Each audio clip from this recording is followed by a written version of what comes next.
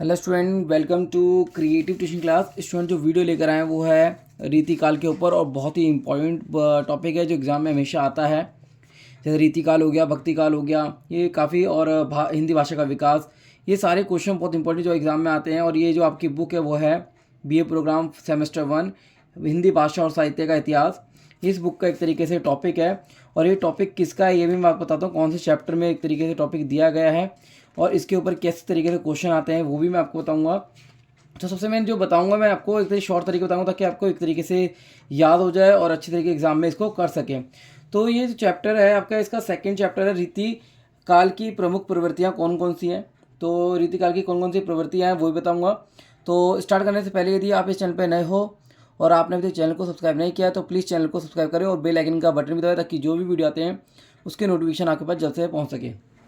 तो स्टूडेंट सबसे मेन आपको समझना होगा रीतिकाल की 200 वर्ष की दीर्घ काल अवधि के बीच में रचे गए। मतलब कि यदि रीतिकाल की बात करें तो आपको फर्स्ट पॉइंट इसमें लिखना है कि रीतिकाल की 200 वर्ष की दीर्घ काल अवधि में के बीच रचे गए या लिखे गए, आप इसमें लिख सकते हैं।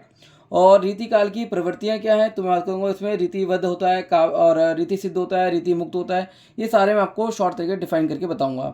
तो पहले रीतिकाल की डेफिनेशन जानना बहुत जरूरी है जो एग्जाम में आती है। तो उससे पहले आप लिख सकते हैं रीतिकाल की 200 वर्ष की दीर्घ काल अवधि में के बीच रचे गए हैं। और इसमें सबसे मेन जो है राति का अर्थ जानना बहुत जरूरी है कि राति की अर्थ प्रणाली, पद्धति, मार्ग, पंथ, शैली, लक्षण आदि, ये सारे इसको राति के अर्थ जो है यहाँ सामने मैंने आपको बता रखे हैं। आप इनको एक तरीके से जो भी मैं लिख के बता रहा हूँ उनको नोट्स बना सकते हैं। तो राति का अर्थ जो पहला समझना जरूरी है, इसमें राति का अर्थ होता है प्रणाली। जैसे कोई प्रणाली बनाते हैं वो पद्धति, कोई प्रोसेस होता है, मार्ग, ठीक है, पंथ, शैली, ये सारे इसके अर्थ हैं। और संस्कृत साहित्य में रीति का अर्थ होता है विशिष्ट पद। मतलब जो विशिष्ट पद होता है, बहुत ऊंचा पद होता है, खास पद होता है, उसको एक तरीके से दर्शाने के लिए इसका प्रयोग किया जाता है।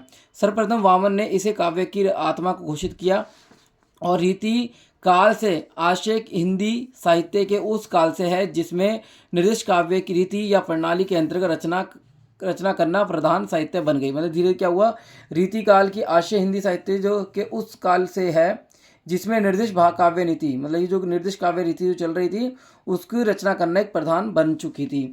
तो इसमें सबसे मेन जो है रीति की विशेषता जो है रीतिकाल की वो है रीतिकालीन काव्यों के प्रमुख काव्य जो हैं ऐसे थे जिनमें राज्य विलास और राज्य प्रशंसा, दरबारी कला, विनोद और मुगलकालीन वैभव और अष्टयाम, सहयोग, वियोग वर्णन, ऋतु वर्णन का वर्णन हुआ है। मतलब ये आपको लिखना है इसमें कौन कौन से चीज़ों का वर्णन किया गया है। नेक्स्ट जो है यदि क्वेश्चन आता है इसकी प्रवृत्तियों के बारे में, जैसे कि आपको बताया मैंने प्रवृत्ति, वो तो प्रवृत्ति अलग एक तरीके आपको एक्सप्लेन करना है ना। इसमें जो धाराएं जो हैं इसकी प्रमुख प्रवृत्ति जो है रीतिबद्ध है, रीति सिद्ध है, ये सारी इसकी प्रवृत्ति हैं।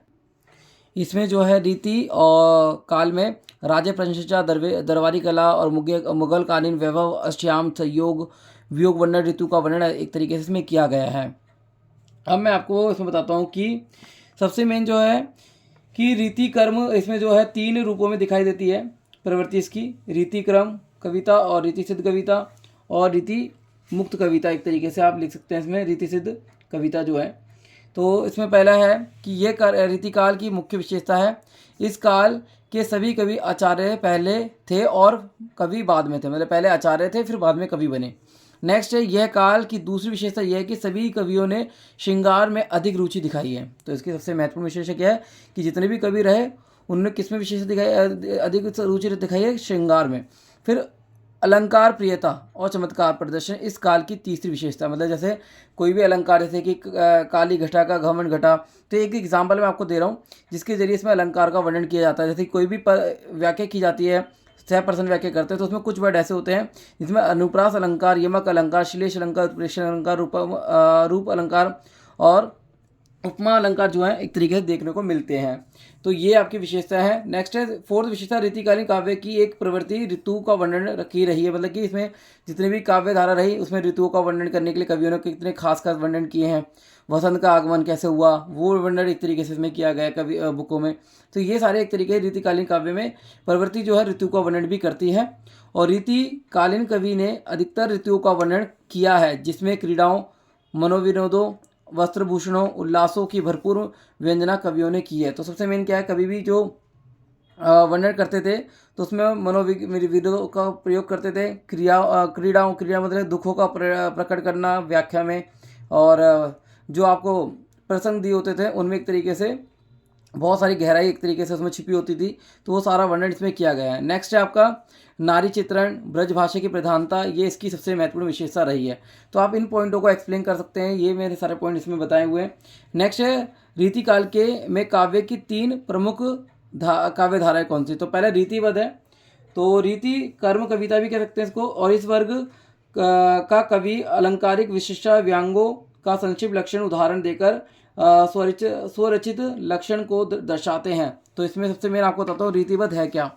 तो रीतिबद्ध है कि इस वर्ग में कवि आते हैं, वह कवि आते हैं या वो कवि आते हैं जो रीति के बंधन में बंधे होते हैं, मतलब रीति मतलब जो रीति में बंध जाते हैं, तो वो रीति के हिसाब से एक तरीके से प्रसंग की व्याख्या करते हैं, जिन्होंने लक्षण उदाहरण प्रस्तुत कर अपने ग्रंथों की रचना की है। तो ये मैंने बहुत शॉर्ट तरीके से समझाया ताकि आप इनको लिख सकें।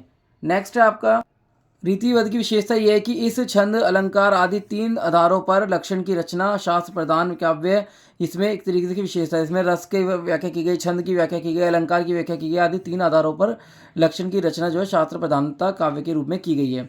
नेक्स्ट है रीति सिद्ध में वह कवि आते हैं जिन्होंने रीति ग्रंथ नहीं लिखे हैं, किंतु रीति की उन्हें भली भांति जानकारी, मतलब उन्होंने कभी एक तरीके रीति ग्रंथ नहीं लिखे मगर उनकी पूरी जानकारी है। और विशेषता क्या है इसमें, भक्ति एवं नीति, श्रृंगार रस की प्रधानता, प्रकृति का वर्णन, ब्रज भाषा का माधुर्य, अलंकार की प्रधानता, ये सारे इसमें इन्होंने वर्णन किए हैं।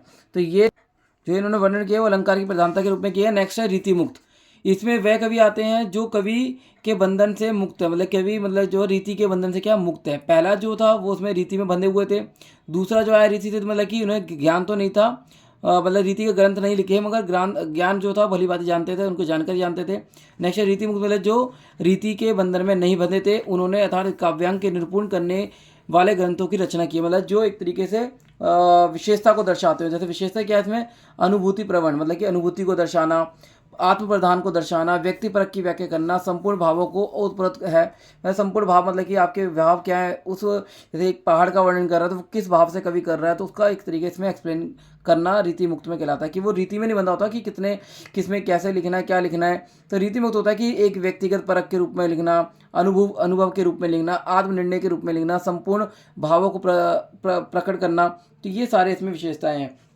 तो ये क्वेश्चन बहुत इंपॉर्टेंट है, टॉपिक ही इंपॉर्टेंट है क्योंकि आता है एग्जाम में, और ये काफ़ी एक तरीके से मैंने आपको शॉर्ट तरीके से समझाया, और इसमें क्वेश्चन किस तरीके से आता है मैं वो भी बता देता हूँ आपको। तो क्वेश्चन जो है वो आ सकता है क्वेश्चन कि रीतिबद्ध किसे कहते हैं और इसकी मुख्य काव्य धारा क्या है। तो ये एक तरीके से क्वेश्चन आता है, रीतिबद्ध काव्य का वर्णन करें। रीतिबद्ध और रीतिमुक्त और रीति सिद्ध का वर्णन करने के लिए आ सकता है क्वेश्चन, तीनों को वर्णन करने के लिए आ सकता है। रीतिकाल की परिस्थितियों का वर्णन करने के लिए आ सकता है। तो रीति काल पर कोई भी क्वेश्चन आता है तो ये जितने भी मैंने आपको नोट्स बताए आप पूरा लिख सकते हैं। तो ये शॉर्ट तरीके से मैंने आपको बताया है। तो उम्मीद करता हूँ कि वीडियो अच्छी लगी, इसको लाइक और शेयर करें। धन्यवाद।